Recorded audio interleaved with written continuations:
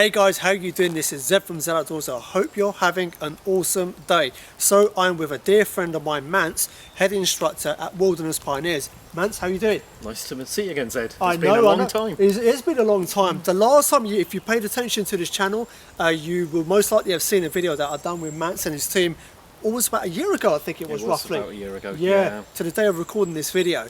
And it was a tour around this amazing primitive base camp that they've got going on. And thus far, it's been an incredibly well received video. Well, I'm back. You thought you got rid of me, but you didn't. So I'm back. The restraining order's been lifted, so I got straight in there. But as you guys, if you're watching my recent videos, you'll be seeing that I've endeavoured upon building a bushcraft base camp. And one of the biggest things I need to do with that, as I kind of begin my build, is obviously learning a lot of basic skills. And one of the biggest skills that I need to be learning how to use is natural cordage making. Now, a lot of the cordage, obviously I can be using stuff like paracord, and there's nothing wrong with that, but I've kind of pushed myself to learn kind of how to make more natural cordage. So I'm here with Mance and his team to spend a couple of days with them learning natural cordage making. So what Mance has kindly allowed me to do, as well as teaching me, but he's also allowed me to take some time out and record a video for you guys, teaching you how to do the same.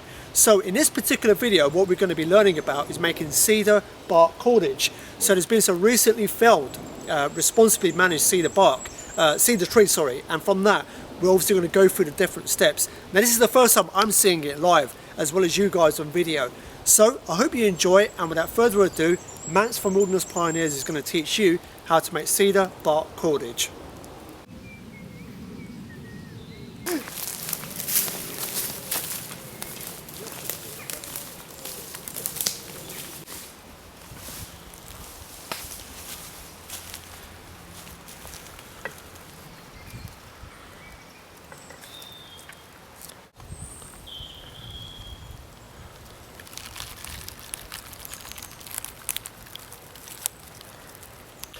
So man, so we're on this pole here. This has obviously been felled, hasn't it? It has, yeah. This was some cedar that they took down last year as part of the felling project and the management of the woodland.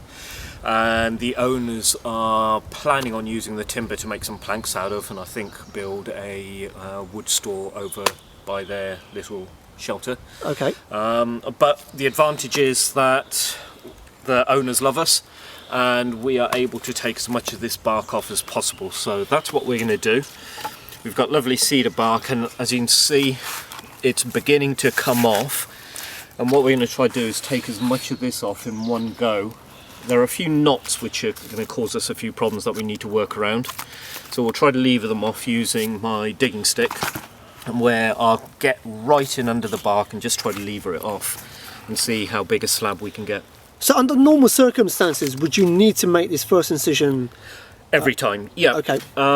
You can start from the ends and just make a little incision and try to rip it all off, but because we want to try to utilise this bark in the most efficient way possible, a nice cut along the edge, or where you've got a natural weakness, we can get in there and start splitting it off. What we've had to do is just make a cut down the far end just to help loosen it at that end where the bark was complete. And now what we're just going to do is come in underneath where we've got that initial access and utilise it as much as possible. So Mance, yes, we're going to loosen this up now then? We're going to loosen this up, yeah. We've got a few knots here. As you can see, when I try lifting it, it's holding onto the bark around there. And there's another one further up here, and then there's one down on the end there. So we're going to use this digging stick and just get in under the bark and just gently lift it off, working our way down gently, and see where it's attached.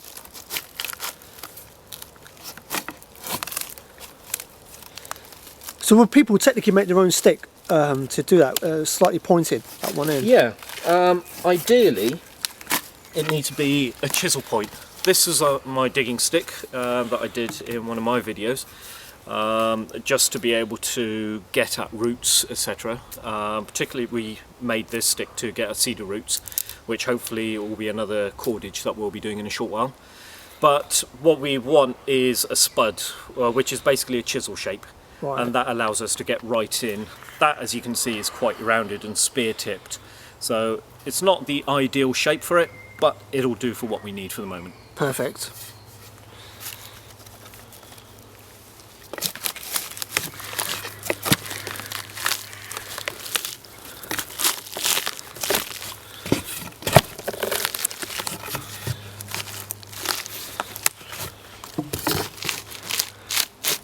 We were talking off camera beforehand, weren't we, how the cedar tree is such an important tree for the natives. Oh, it was amazing. It was called the Tree of Life for them. Whoops. Whoa, that was close. We get £250 for that blooper. If I'd landed on my backside, yeah.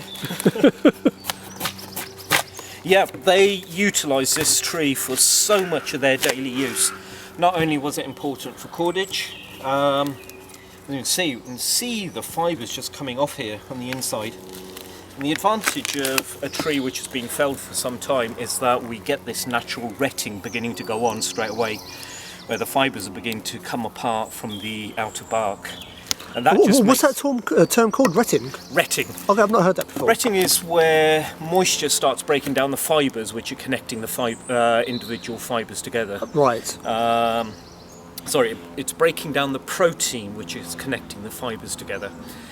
We use the same process for when we're using lime bark, where we'll collect the lime bark and we'll put it in a bag or a stream, and the moisture going over it all the time will break down the proteins and just leave us with those important fibres that we need to make the cordage. Interesting.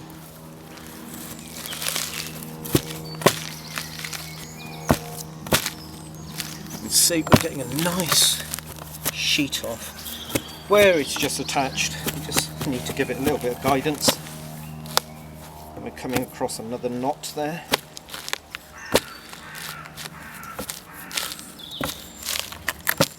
And it's a case of just pushing it in and leaving it off. Don't use too much pressure on it because you don't want the whole thing to split.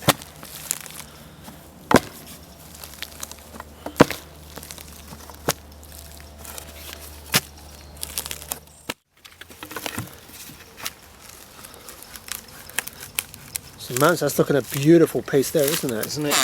Awesome piece. Look at the size of it.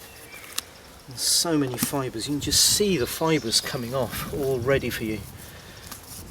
Just waiting to be worked on. And there's still a lot of fibres still on the inner bark that is just waiting that we'll be able to utilise. It's a phenomenal tree for the cordage that we can get from it. And not only is it good for cordage, but the fibres, once dry, can also be used as a tinder bundle. Oh wow, nice. For natural fire lighting, such as bow drill. Wherever we need a tinder bundle. And it's got a high oil content, which is what makes cedar so good and why the natives loved it so much. Is they used to make their canoes out of this because of the high oil content. It stopped the canoes rotting away really quickly. Right, interesting. Really good for posts that are sunk into the ground. All sorts of uses.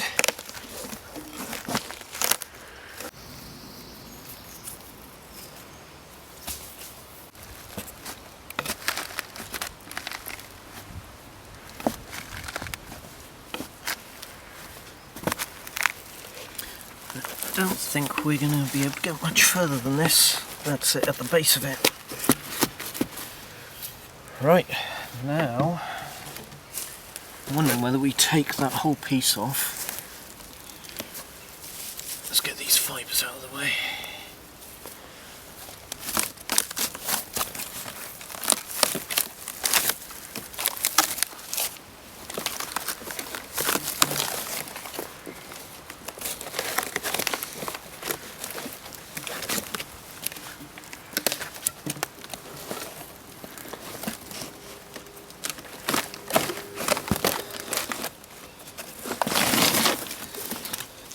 There you go, Zed.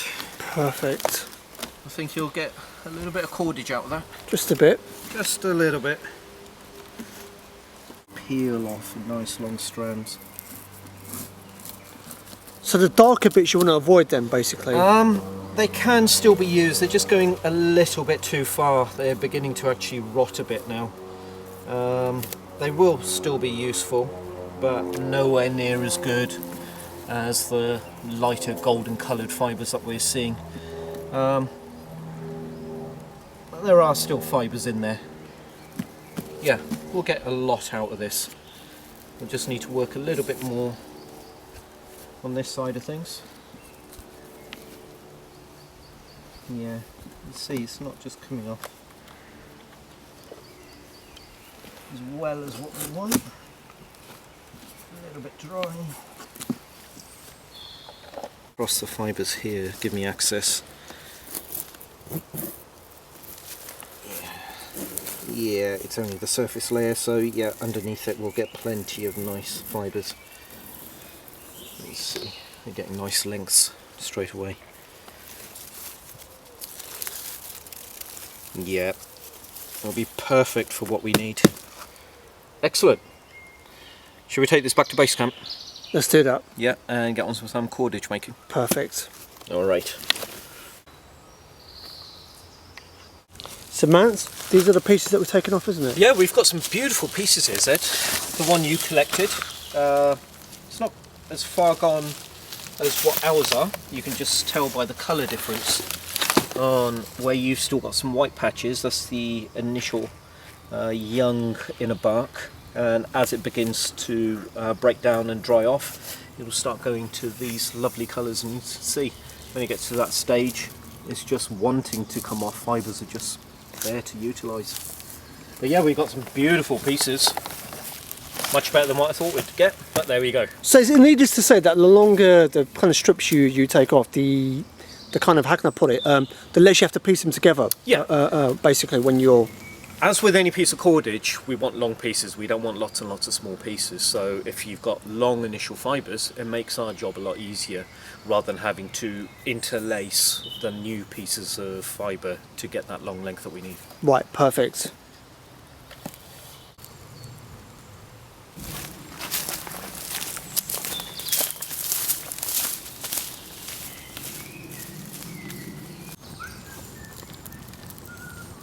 We've got then is we've got our lovely bark that we've just harvested.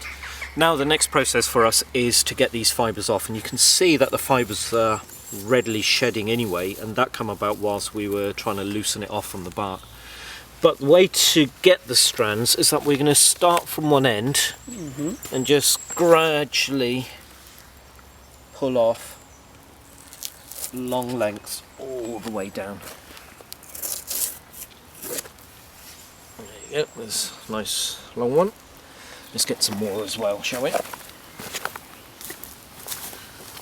go to the end and see. All I'm doing is just pinching the end, lifting the fibres off as they want to come up.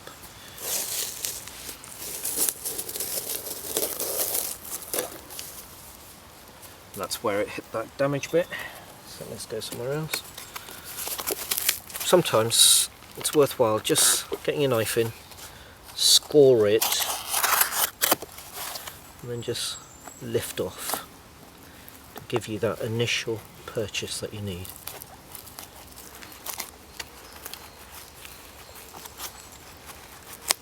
Someone's going to come out with safety with your knife and your hands underneath. Actually, my fingers are stopping here, my knife edge is in front of my fingers, so I don't need to worry about that too much.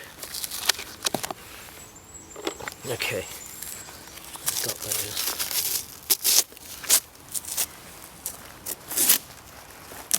That's a beautiful piece, isn't it, that one? That's a beautiful piece, isn't it? Let's see what else we can get.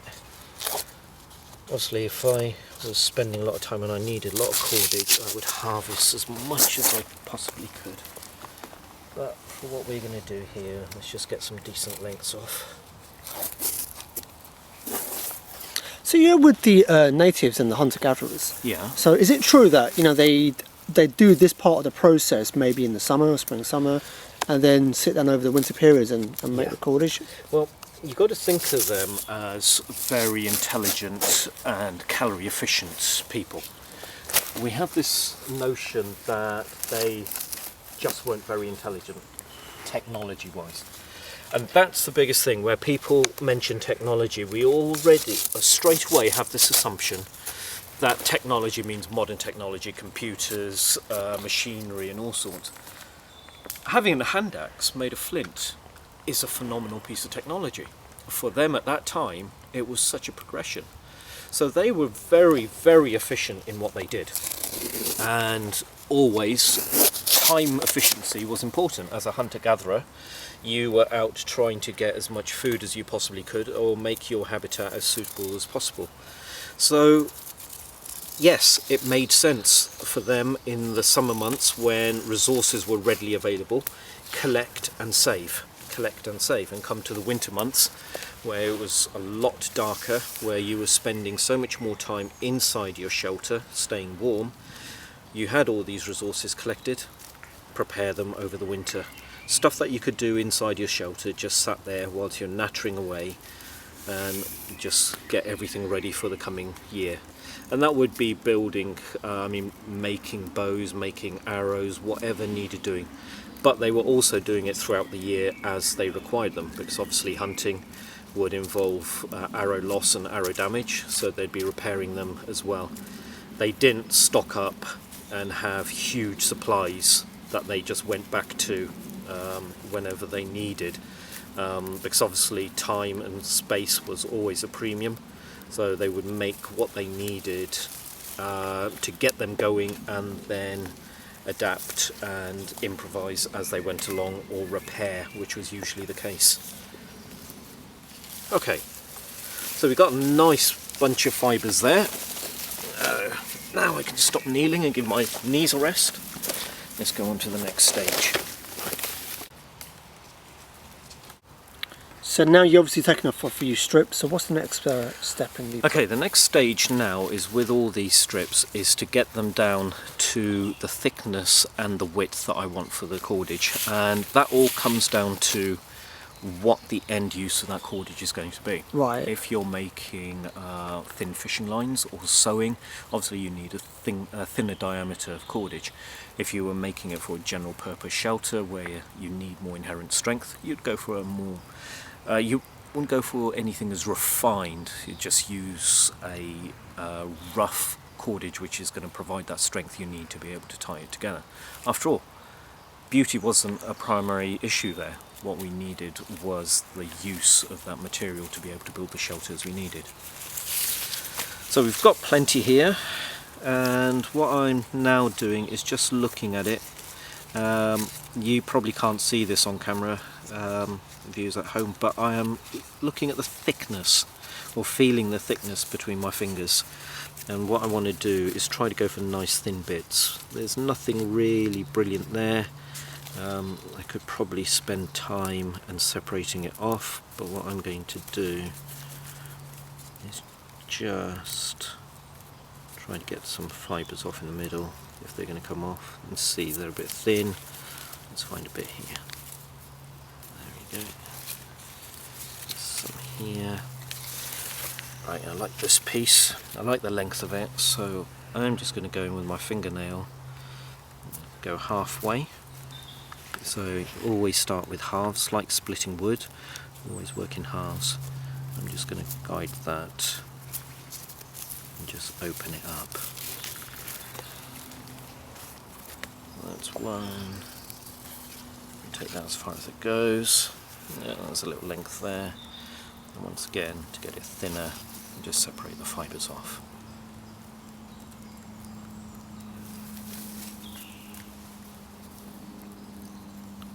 There we go. So we've got some fibres here. Okay, so this is good enough for me to make a rudimentary cordage with. It's nice and easy. Something simple for your shelter building, and that's what we'll stick with. I won't bother going too fine, and I'll just work with this. So, got my lengths, get them all roughly the same sort of length. Okay, that's about there. Okay, and I fold them just past the halfway mark. So there's halfway.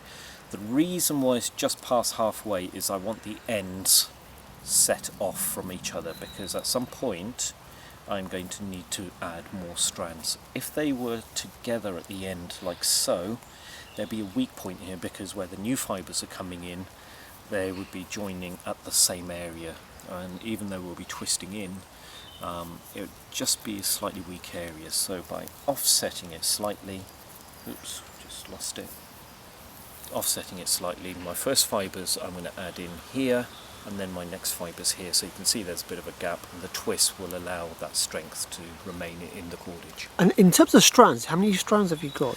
It just comes down to what you want to do, Zed.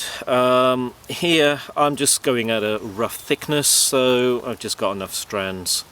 I'm going to split this one. There's about 3 or 4 there, really. I'd spend time just loosening these up.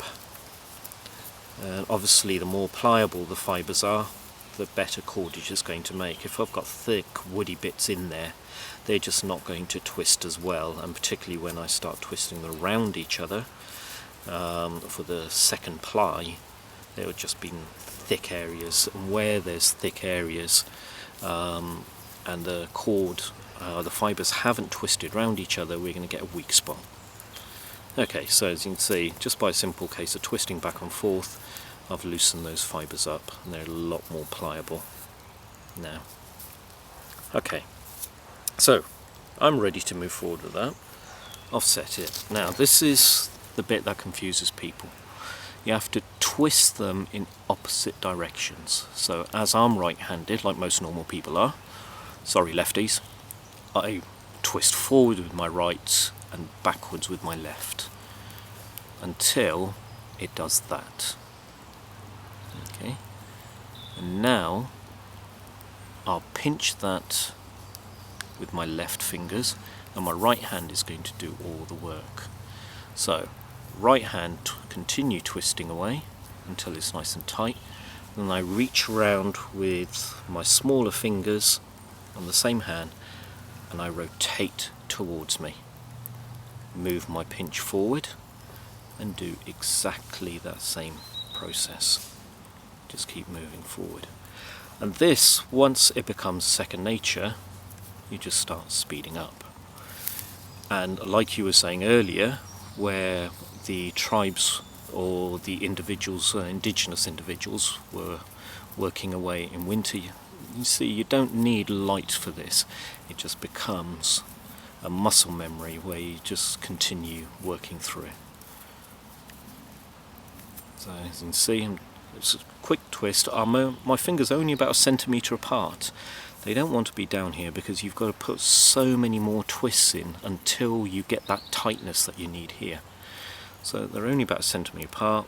Reach, rotate towards me, and you can see nice tight coils, and that is where the strength comes from.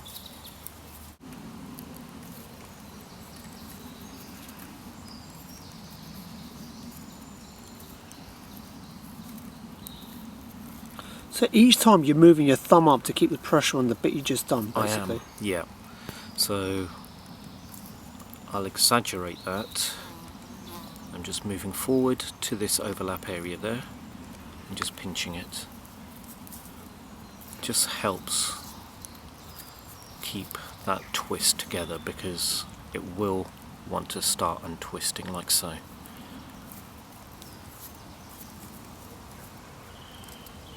There you go, you can see how tight they are. Thumb on top and back.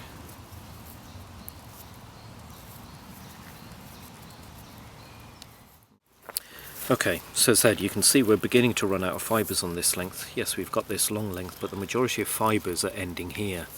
So I now need to add fibres into here. To add fibres, I'm not going to let go here where we've got the last coils come through, or the last twist, sorry.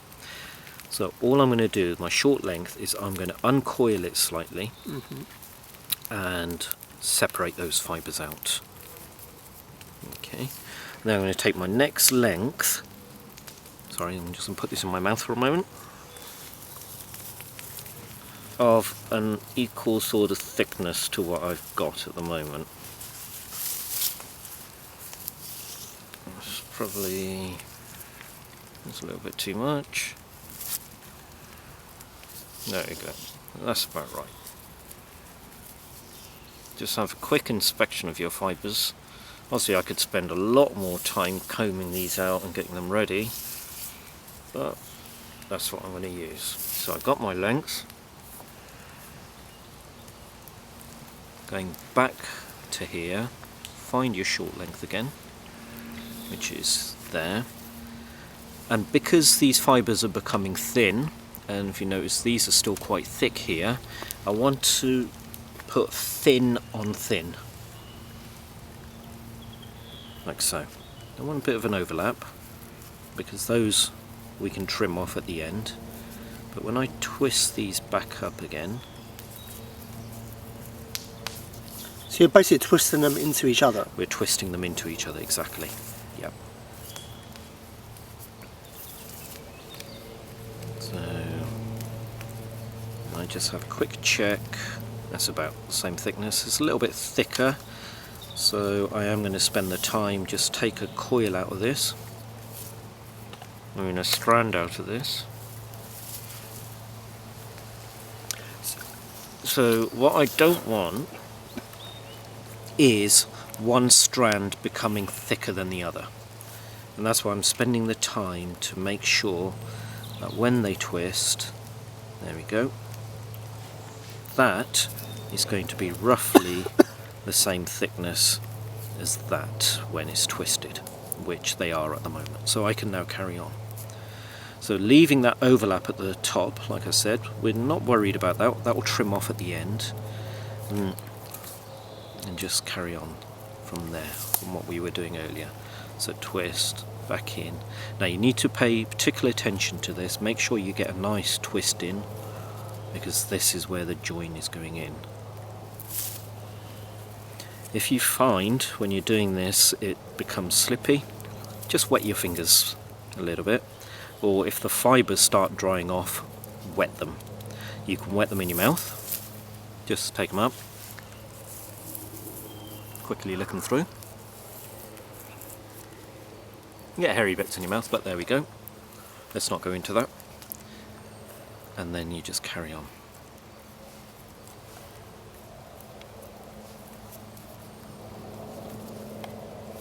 No, I'm not going over, it's just one. The distance of my fingers, as I said earlier, is just enough that one forward twist, I'm getting enough tension in those fibres for me to carry on. And what you'll also find is that the fibres further down, particularly as they're longer, will twist around at the end. So just go back and just separate the two off as you need to.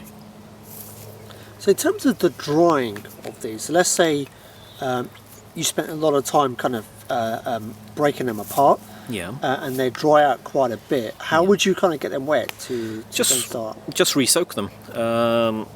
Have your little pot, whether it be modern metallic or ancient primitive clay pot, just have it there and just dip them in there.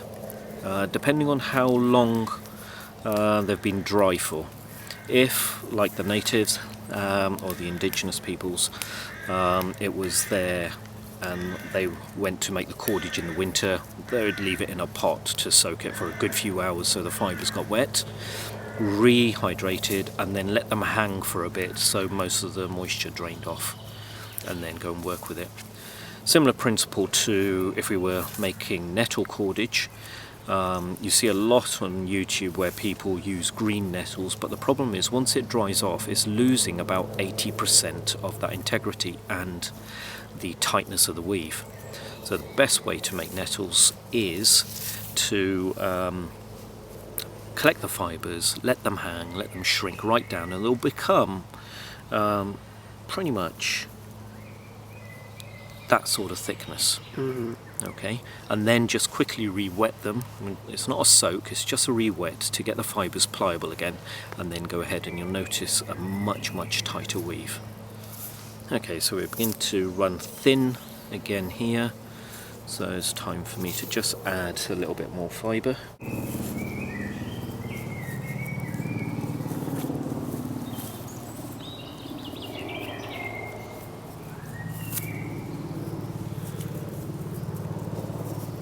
So I can just carry on like this for however long I want to go.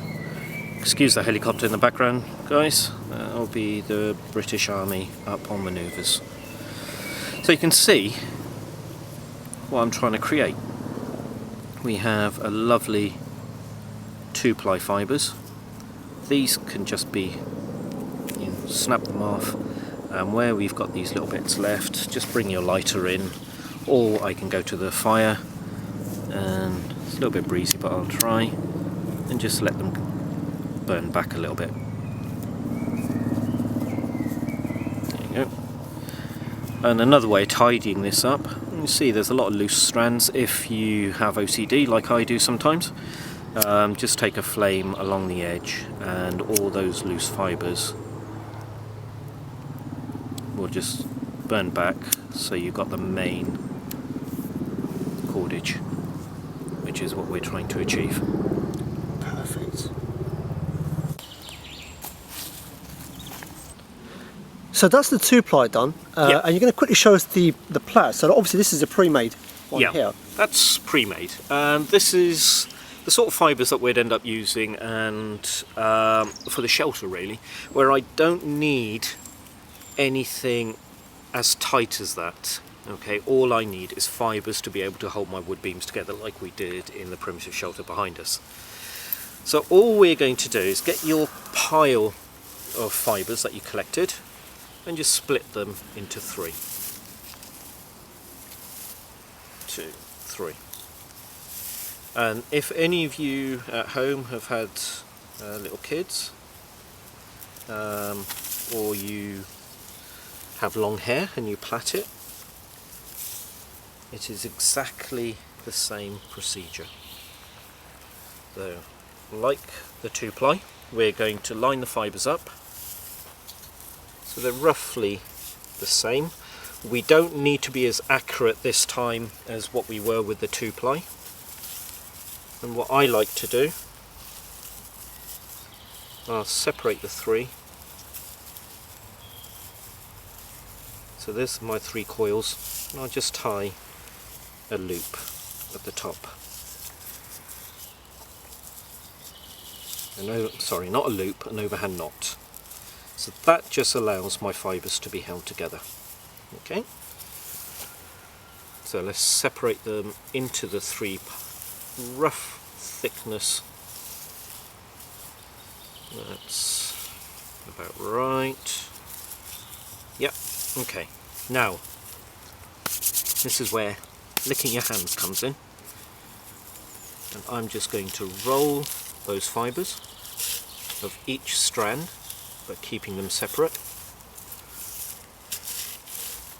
I don't need it too tight.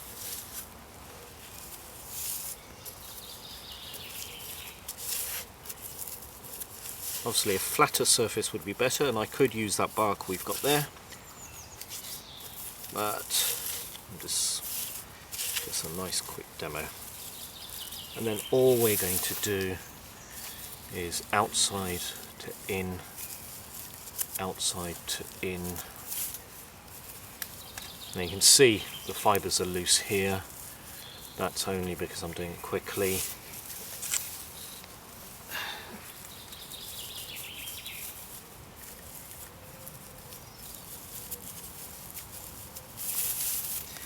The difficult bit with the 3-ply is you've got that much more fibre, so you just need to keep separating them off a little bit more.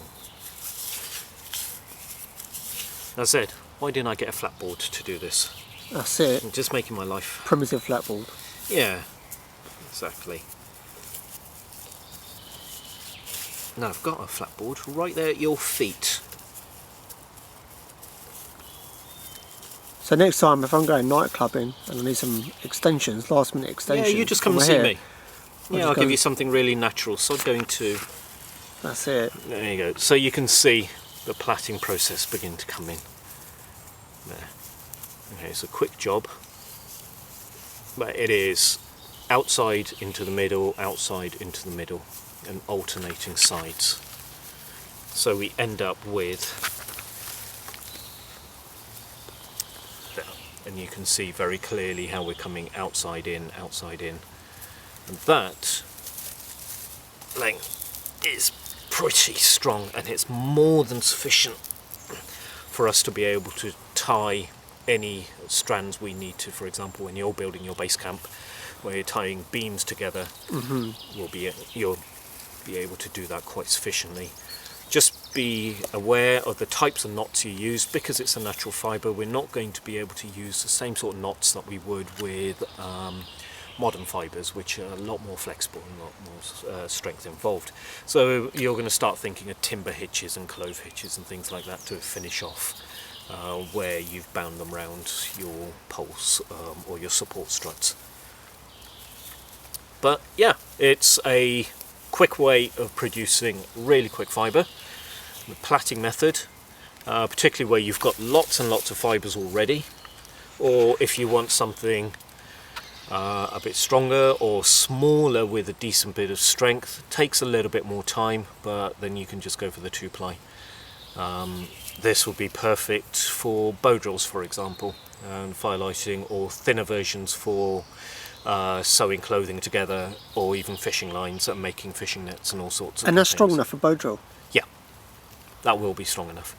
Bow drilling with a natural fibre is a slightly different method than what you would use for using a modern fibre, because modern fibre is that much stronger. So you just need to be a bit more careful on your rotation speed and how mad you go for it. So it's a longer process of building the fibres up, getting that inherent strength, heat into the fibres that you've created from the bow drill, and then that final span of getting the ember created. But doable, does work, and have done it. So there you go, guys. That is a wrap for this video on how to make cedar bark cordage. Mance, thank you so much. It's a pleasure, Zed. It's the first time I've seen the process in person, so it was really good. Very kindly giving me some cedar bark to go home and practice with. We're going to be staying on for obviously the next kind of day or so to record some more tutorials on different types of cordage. If those videos are out, then check the links below to those videos and you can have a look on there. If at the time you're watching this video they're not out yet, make sure you're subscribed to this channel, and obviously you can await those videos that will be coming out over the coming weeks. So it will mean a lot to me if you go and check out Mance and his team on 3 different platforms. So they put out videos on YouTube, and some very good videos too.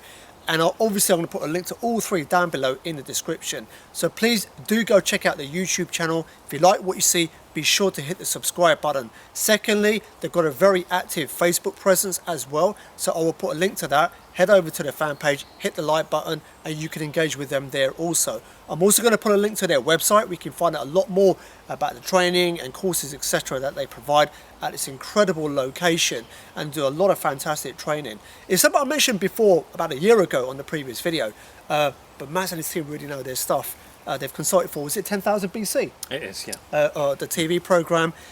So they really, really know their stuff. I can't understate that enough. So please do go check out those 3 platforms. Be sure to connect with them. If you have any questions or queries you want to ask Mance, please do feel free to do that. He's a very helpful guy. He's helped me a lot, and no doubt he can help you out as well if you have any questions or queries. So I really do appreciate you watching this video. Thank you to Mance and his team once again for their generous hospitality, and for Mance to take the time out to share this tutorial with you guys. I hope you enjoy it. Be sure to check out the links below, linking you to Mance. And as always, for Mance and myself, I hope whatever you're doing, you have a blessed day, a blessed week ahead. This is Zed from Zed Outdoors. Peace out.